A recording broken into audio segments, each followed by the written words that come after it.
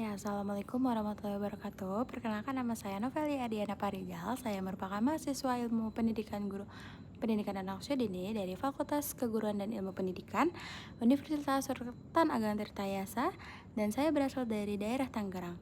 Setelah mengikuti kegiatan LKMM Pradasar, saya mendapatkan pemahaman bahwa menjadi mahasiswa bukan hanya tentang menjalani perkuliahan, tetapi juga tentang bagaimana kita mampu menentukan pilihan, menghadapi konsekuensi, dan bertanggung jawab terhadap tujuan yang ingin dicapai. Hal tersebut saya refleksikan melalui kasus Iwan dan Puspa. Kenapa begitu? Karena Iwan merupakan mahasiswa yang awalnya memiliki tujuan untuk menjadi guru yang sukses dan lulus tepat waktu.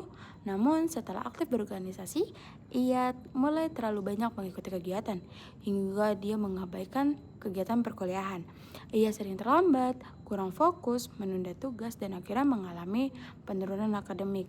Dan itu merupakan perbuatan yang buruk. Menurut saya, kesalahan Iwan terjadi karena ia mulai kehilangan keseimbangan dan menganggap bahwa organisasi lebih penting daripada akademik. Sedangkan Puspa menunjukkan bagaimana seorang mahasiswa dapat menjalankan akademik dan organisasi secara bersamaan. Ia memahami tanggung jawabnya, menentukan prioritas, mengatur waktu, melakukan evaluasi, serta berkomunikasi ketika menghadapi benturan kegiatan. Ia juga berani menolak kegiatan tambahan yang tidak sesuai dengan prioritasnya. Jadi, dari kedua kasus tersebut saya belajar mengenai pentingnya berpikir kritis sebelum mengambil keputusan.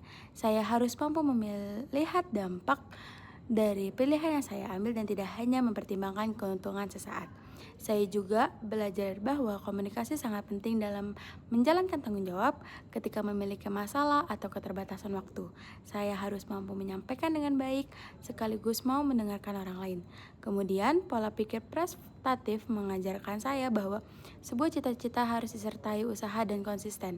Sedangkan pengenalan dan pengembangan diri membuat saya sadar bahwa saya perlu mengetahui kemampuan dan keterbatasan diri sebelum mengambil suatu tanggung jawab.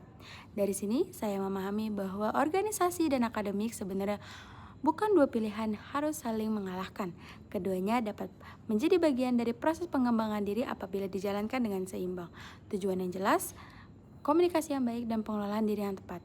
Sebagai mahasiswa, saya memiliki cita-cita sebagai guru dan orang yang sukses, dan target selama kuliah yaitu 3,5 tahun. Untuk mewujudkannya, saya berkomitmen untuk lebih disiplin mengatur waktu, menentukan skala prioritas, berani mengatakan tidak ketika tidak memang diperlukan, serta terus mengevaluasi diri. Saya ingin menjadi setiap pengalaman selama kuliah, baik dari akademik maupun organisasi, sebagai proses untuk berkembang, karena bagi saya masa depan tidak hanya ditentukan oleh apa yang saya inginkan, tetapi juga oleh bagaimana saya memilih dan menjalankan setiap keputusan yang saya ambil hari ini. Mungkin cukup sekian dari saya. Wassalamualaikum warahmatullahi wabarakatuh. Dadah.